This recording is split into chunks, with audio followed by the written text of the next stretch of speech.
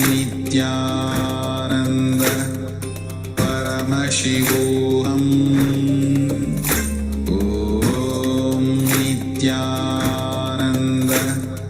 Paramashivoham Om Nithyananda Paramashivoham Om Nithyananda Paramashivoham Om Nithyananda Paramashivoham Om Nithyananda Paramashivoham Om Nithyananda Paramashivoham Om Nithyananda Paramashivoham Om Nithyananda Paramashivoham.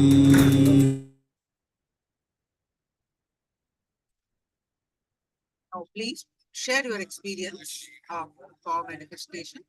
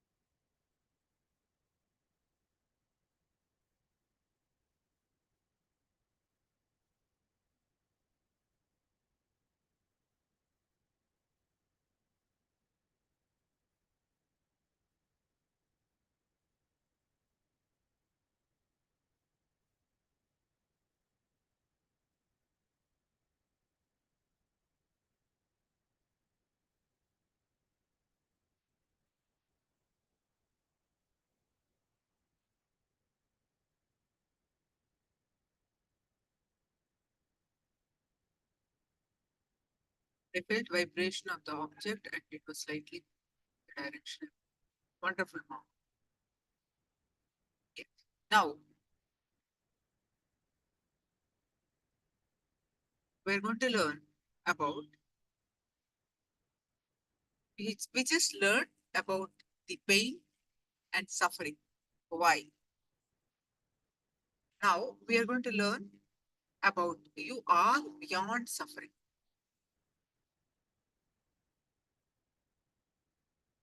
Just to decide, Swamiji, I have no suffering, no pain forever. I am deciding I have no suffering, no pain.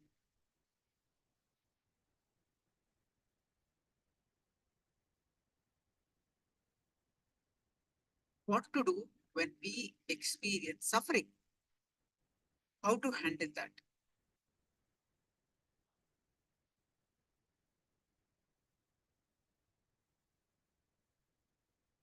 What is the solution?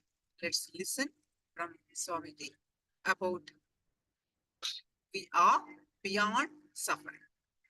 And if we experience the suffering, what is the solution? What is that? Swamiji is giving us the solution. This session is a compilation of various satsangs of Swamiji. Let's listening. You are beyond pain and suffering.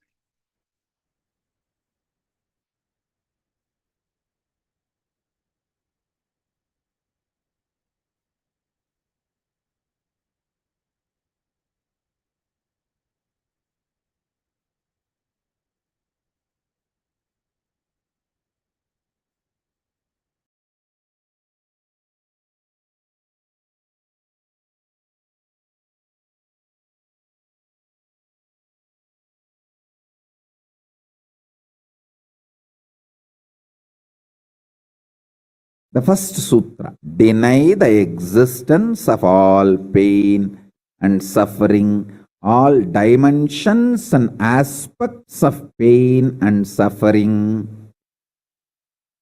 Even if you are getting drowned in the ocean, just tell yourself, Swamiji said there is no pain or suffering. Come what may, let's see. But there is no pain or suffering. Be very clear. You won't have death. Death is not end.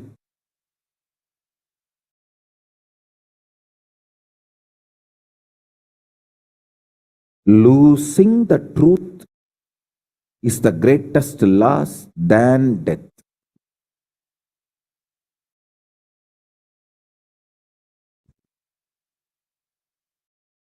Society has brainwashed you too much.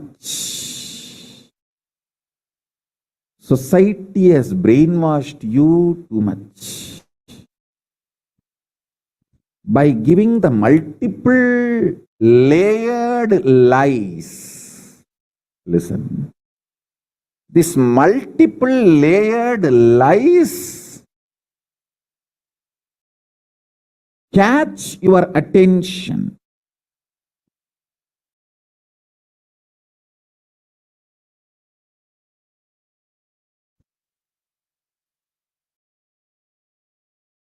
Even if you are convinced about the one lie, gone. You have put your leg on the slippery rock and you will land in the end delusion. Don't.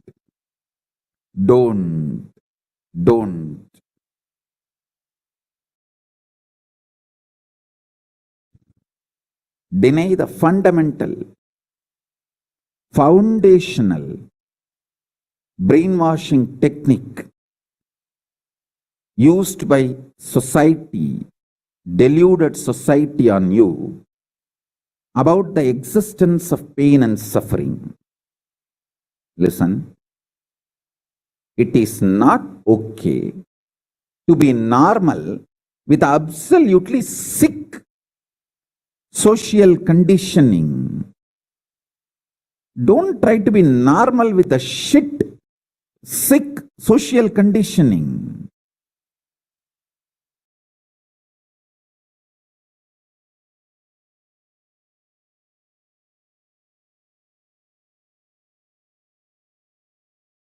Meditate, contemplate, internalize all the statements today I am making. The first statement is about the truth, denial of all the brainwashing done to you about the pain and suffering. Second statement, this decision to be in truth will expand your brain's ability to reflect, radiate, manifest superconsciousness with the powerful cosmic space and this cosmic nada, Shiva, Shiva, Shiva, Shiva, Mahanada, Shiva, Shiva, Shiva, Shiva, Shiva, Shiva, Shiva. When your brain develops the capacity to reflect and radiate the cosmos in the pure conscious form, your mind can never take possession of your brain and brainwash you to believe into anything called pain and suffering. This is the greatest liberation. This is the greatest liberation. Now, third statement. Listen to this third statement.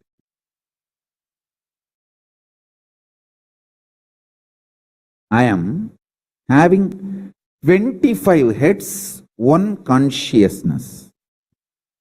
In you, you have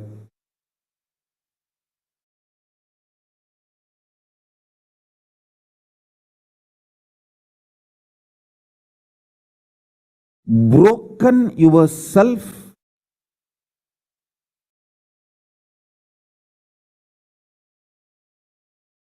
into 25 consciousness, even though you have only one head. One head, but working in 25 different, getting pulled and pushed in 25 directions. In my case, I have 25 head, but all integrated to one consciousness. That's why I can think 25 various things and manifest all the 25 various things at a time in a cool, stress-free way. Your decision to deny the existence of any form of pain, suffering, delusion, its aspects, dimensions, etc. mentioned and above not mentioned. Mentioned above and not mentioned, everything. Your decision to deny it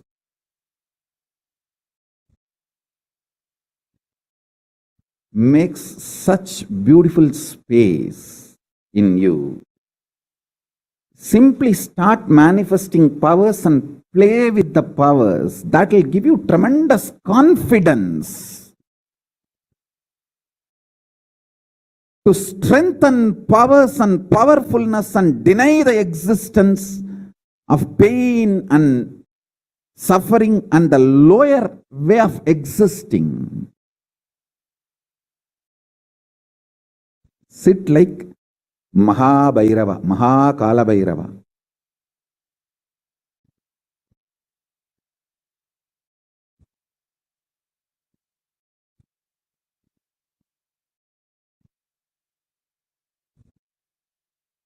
Hey, I am telling you the truth. You are Mahakala Bhairava. I am not brainwashing you. Actually, if I want to exploit you, I should tell you you are something lower than God. I should be brainwashing you into some lower identity so that I can continue to exploit you.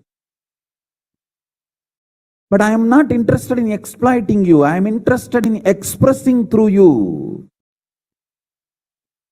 You are my soulmate. You are my conscious life partner. I celebrate when you are liberated. Anyone who is now catching what I am saying and saying, yes, Swamiji told, I have no suffering, no pain forever. And I am deciding I have no suffering, no pain. You are my beloved now. I just want to hug you. You are my own.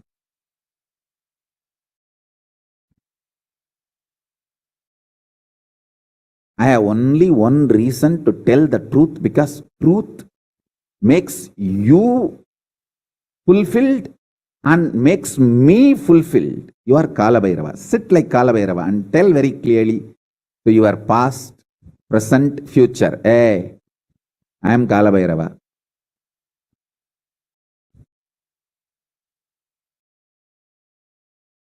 Anyone tries to do good to me, they will be given good. Anyone tries to do bad, they will be given bad. But I am not initiator of any karma. I am the neutral, sacred space, Nirvikalpa Samadhi.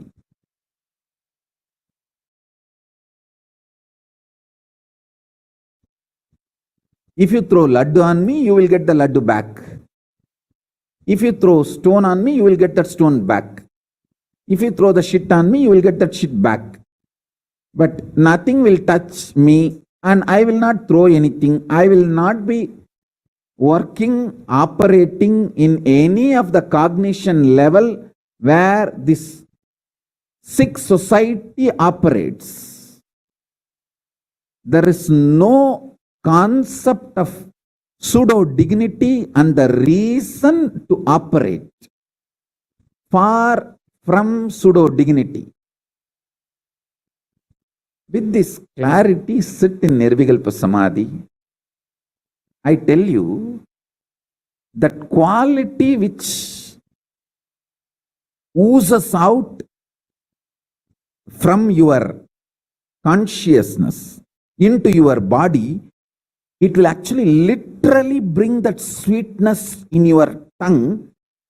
That is what is actually Amrita. Amrita means the principles of immortality digested, cognized by your mind and gets sunk, drilled, driven into your brain, and that brain's opening up, flowering, that Sahasrara Chakra flowering, and that honey pours inside the system, literally brings sweetness inside your throat. Amrita.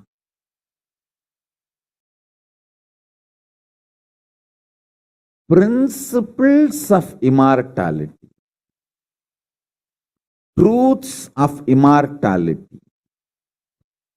When they are chewed by your mind and gets into your brain, the chemistry, alchemistry happens in you, in your biology, is nectar. Actually, I am tasting that this very moment. That's the reason I am taking a few seconds to settle down and speak.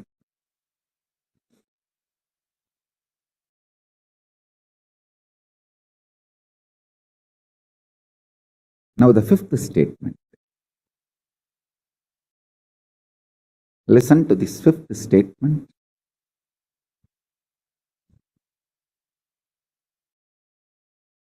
When you start actively practicing this truth, express it in your inner image with yourself, through your outer image with others, all the conflict will become irrelevant. Be powerful, bold, to stand any stress created externally or internally. When you manifest this truth and demonstrate your vairagya and will persistence uncompromisingly. Vairam vainda vairagyam. Vairagya like a diamond. Vajra. Vajra vairagya. That's all. That's all.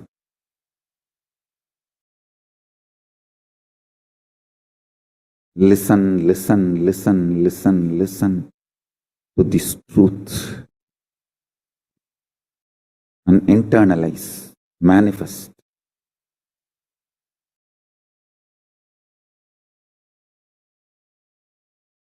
The beautiful mantra, Mrityunjaya mantra. Trayambagam yajamahe sugandhim pushtivardhanam Urvarugamiva bandhanan mrityormukshiyamamritat. See the word pushtivardhanam. When ripe, it relaxes. If you are ripe from all the needs of the world, your demand from the world, if you feel you have sucked the world enough, you have taken all the possible juice and you are matured, you have nothing more to demand from the world. Pushtivardhanam. Pushtivardhanam. Then you decide to operate on gratitude. Understand Till you decide to operate on gratitude, you have not yet completed your commitment, means immature relationship with the world. Till you are in the mood of sucking, till you are in the mood of demanding. I tell you, as long as you are in the mood of demanding, sucking, you are a child, minor. You are not adult. You are not matured. You might have been grown, but not matured. When the gratitude becomes your fundamental cognition to operate with you, with the life, with the humanity, and with the universe, I tell you, no suffering can touch you. Always you will be powerful. Everything you do will become historic. Because matured things are cognized by matured people. Fundamental quality of maturity is your cognition for operating will be gratitude. Gratitude will be your cognition of operation. I tell you, my masters invoked that in me.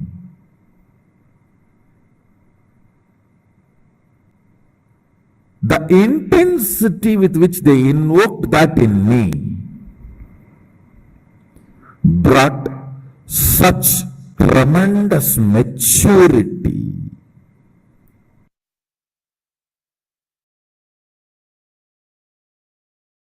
Listen, matter, the external matter, because it is already dead, it functions only based on certain law of life. It does not have flow of life. Listen. It has a dharma, it does not have yama. Listen. Yama means flow of life. Dharma means law of life.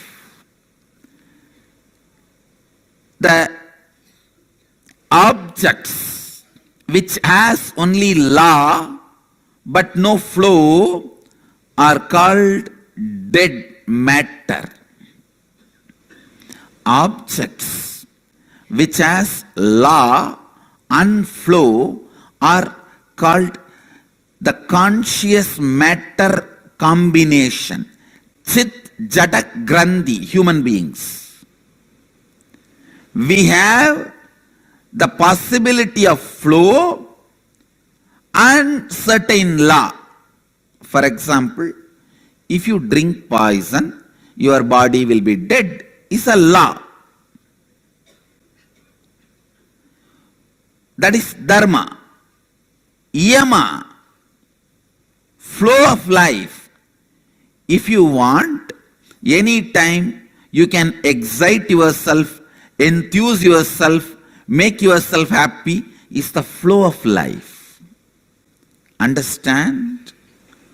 Flow of life is free, joyful, exciting, enthusiastic expression of you. Yama. Flow of life is your freedom. Yama. Law of life is simple, straightforward rules. Dharma. If something functions only based on law of life, it is dead matter. If something can play between both law of life and flow of life, functions as straight dead matter. Flow of life as a possibility of excitement, enthusiasm, non-materialistic, expansive cognitions. Listen. Non-materialistic, expansive cognitions are possible with flow of life. Yama. Yama, dharma. Please understand this word. The flow of life belongs to consciousness. Law of life belongs to matter. Human being is a possibility. He functions with the flow of life and law of life both. But unfortunately, he overlaps the law of life and forgets, misses the flow of life. All your pain, all your suffering, all your pain, all your suffering is because you think flow of life has to be framed into law of life, and you always feel law of life is boring. Law of life is made for matter. In you, there is a part which is matter. Deal matter with law of life, not consciousness. Consciousness need to be cognized constantly with flow of life. I'll give you more examples. Listen. For example, everyday satsang. If you deal it as a law of life, it is boring. Oh God, every day I have to come and sit. Today I have a great attendance in satsang.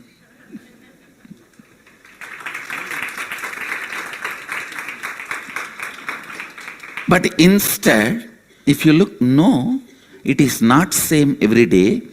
Every day, the new cognition, inspiration, understanding is happening in me.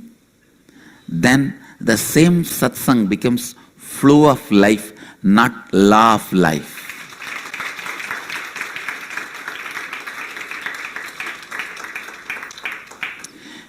Even food can become boring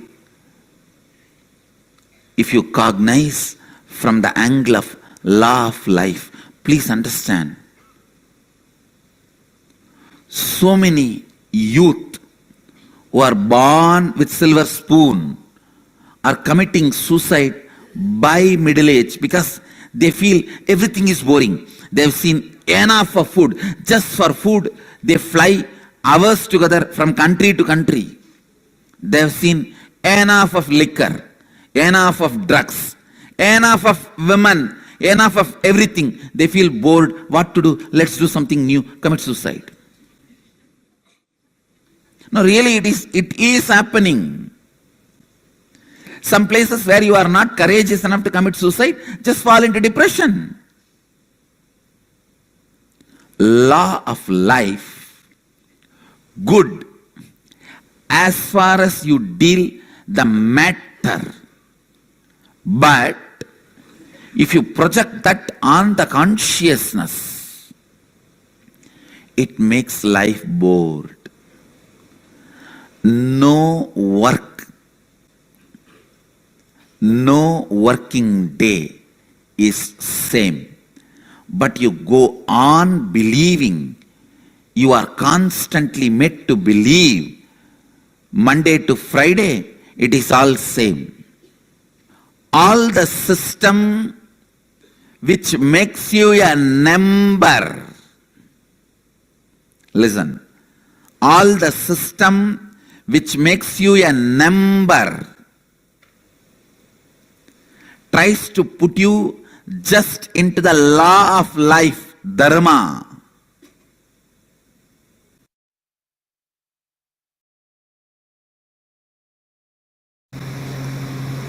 At least 200 techniques Sadashiva is giving for completion, for various incompletions and various methods, process, procedures, systems, technique, for various background people and various genders and for variety of people.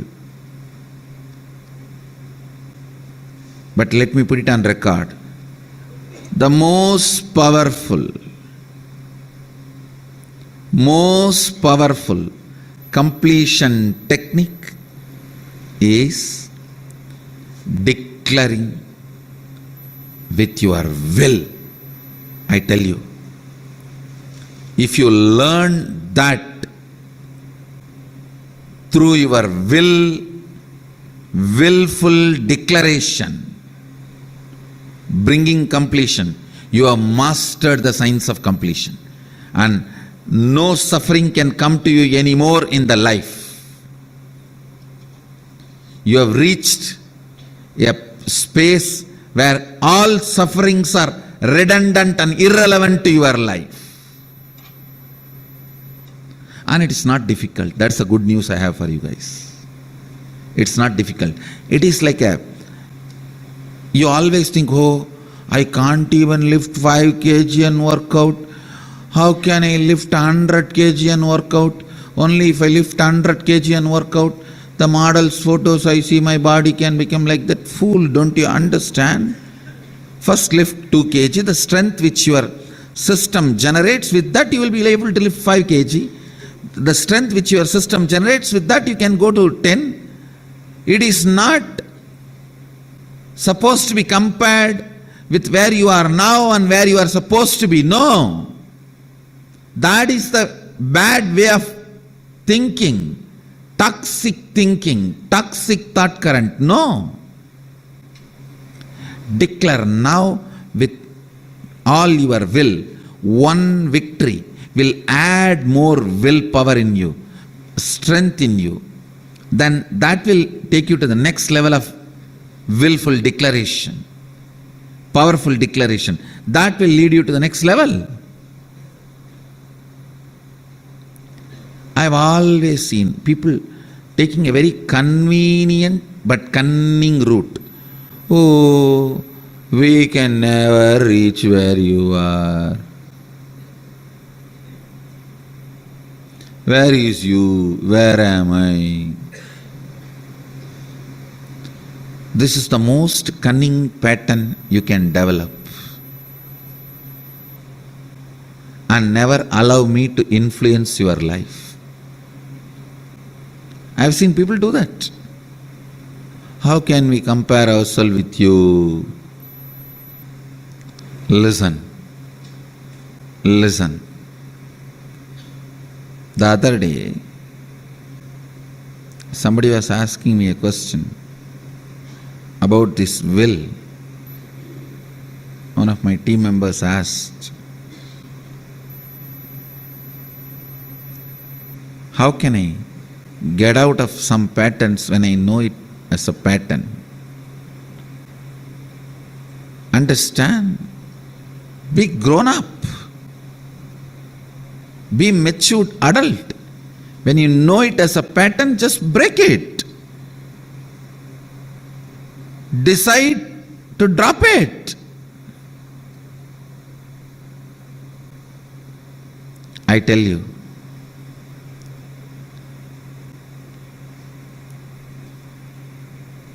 just by your will you can have completion. You are a matured,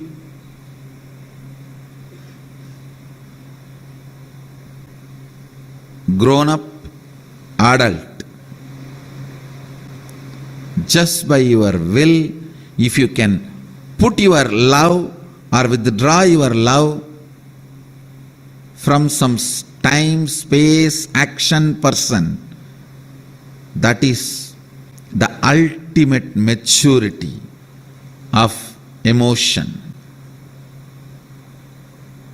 By your will, able to complete some hatred, by your will, able to manifest love, by your will, able to withdraw yourself, by your will, able to throw yourself completely into it.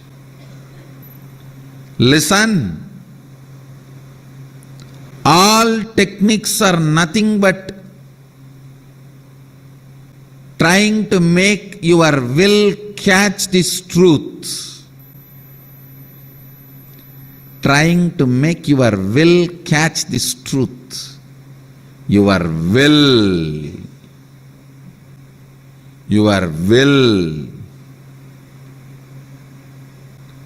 is the most powerful completion technique. Here, Upanishad declares, let there be no separation.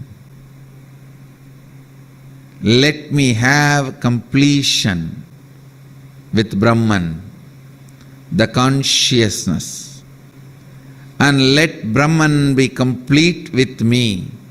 So be it. Anirakaranamastu nirakaranam me astu.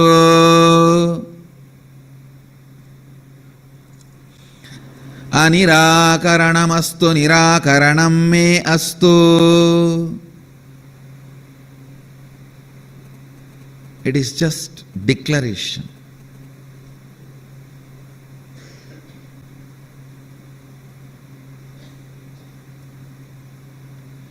Prayer is the method of mentally retarded people connecting with God. Declaration is the method of matured beings connecting with God.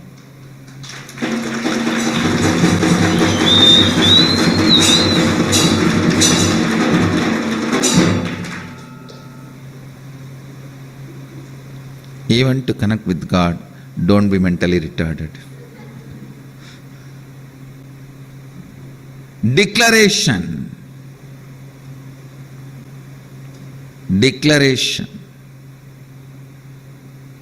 is the matured way of connecting with God.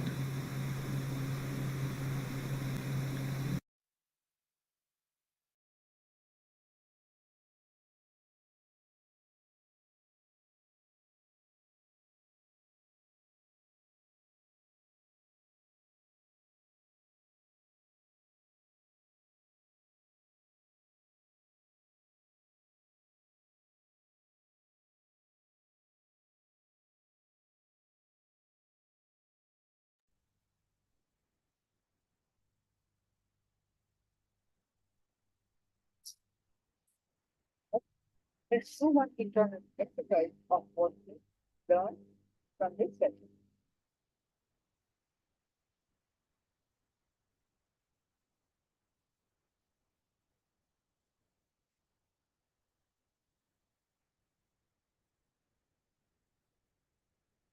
God, you are beyond suffering.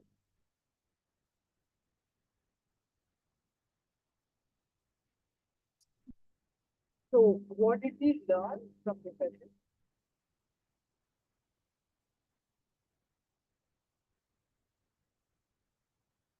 Are beyond suffering. So, what are the powerful cognitions that we learned from this session? Are what to do when I experience suffering? So, I have no suffering, no pain forever. So, I am deciding I have no suffering, no pain. Apply these 5 things in any situation. So, how to not to grieve both things. First thing,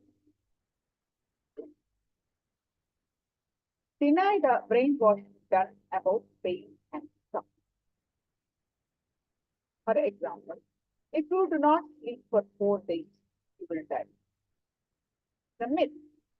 We have already seen scientific of samadhi and several examples of people who are still alive very much in the body. Decide to be in the field. For example, we learned that we are present in the 14 lokas.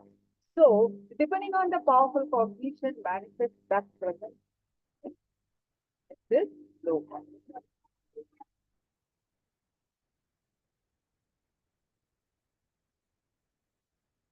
Third, I am having 25 heads and one conscious.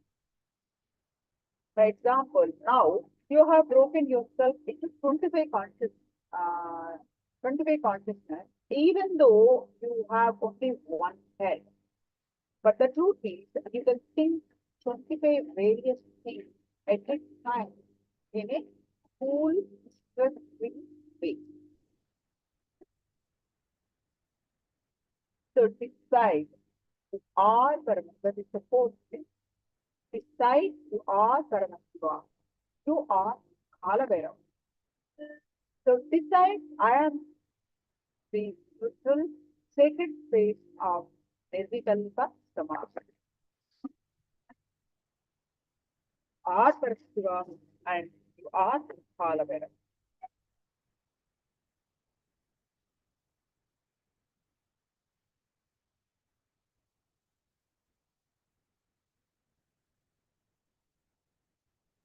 Then next the fifth one. Be powerful, both to stand any stress created externally or internally.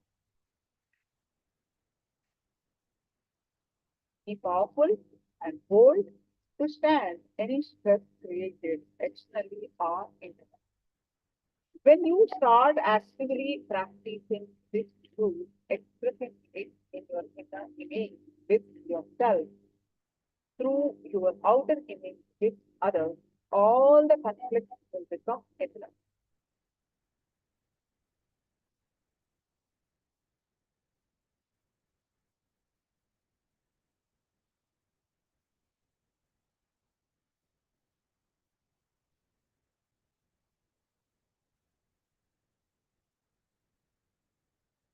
So let's go back and start thinking this quickly.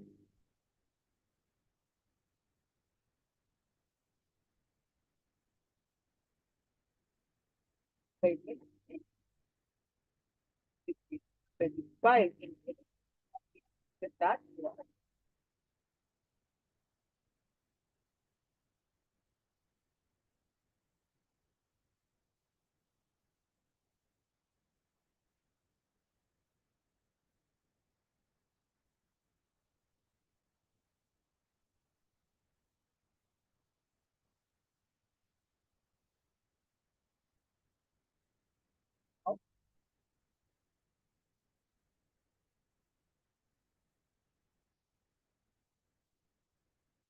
Carry these five powerful, very powerful cognitions to align yourself, to remember yourself again and again that you are Paramashiva. You are Kalabhairava.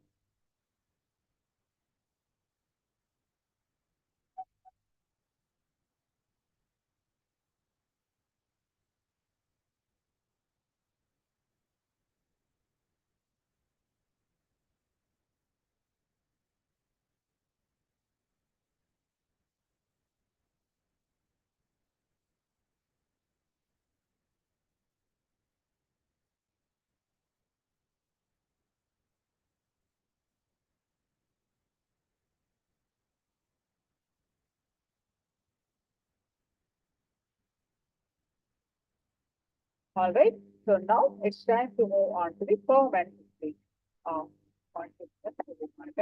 One more round. Round. Manifest to increase your talent. You decide what ways you want to do. So now we're doing one more round of consciousness over matter.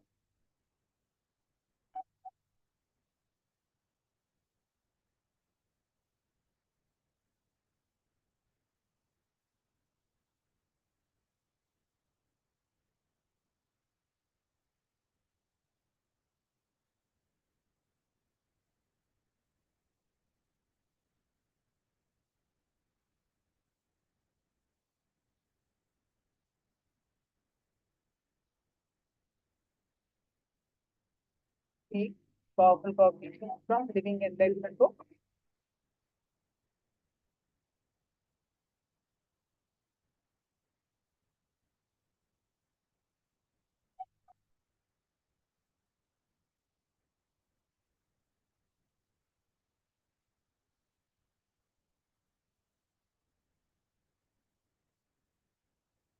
Of your powerful cognition from Living Enlightenment book.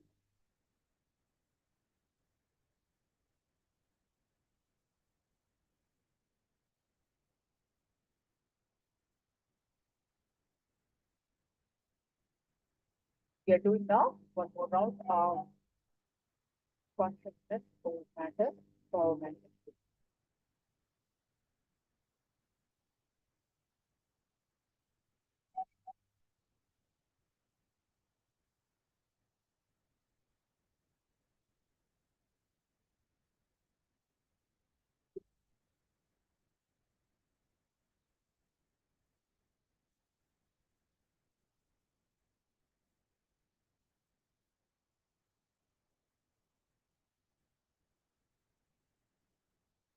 Now, please sit straight. You also bring your object, either coconut or any other round fruit.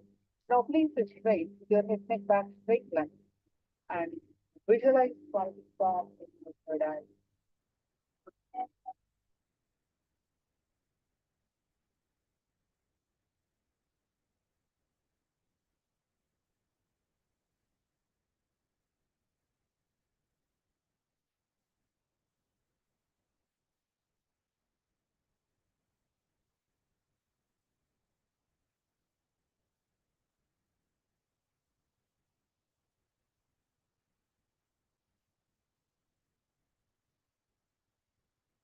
Now, intensely start chanting the Mahavakya and experience the state of oneness. With that state of oneness, declare the object to roll, object to move from your hand. Now start chanting the Mahavakya. Om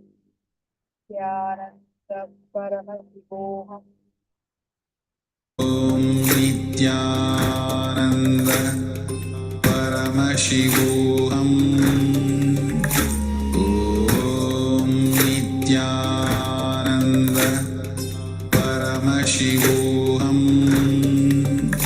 Om Nithyananda Paramashivoham Om Nithyananda Paramashivoham Om Nithyananda Paramashivoham Om Nithyananda Paramashivoham Om Nithyananda Paramashivoham Om Nithyananda Paramashivoham Om Nithyananda Paramashivoham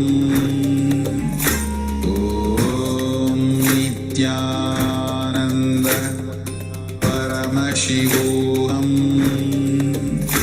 Om Nithyananda Paramashivoham Om Nithyananda Paramashivoham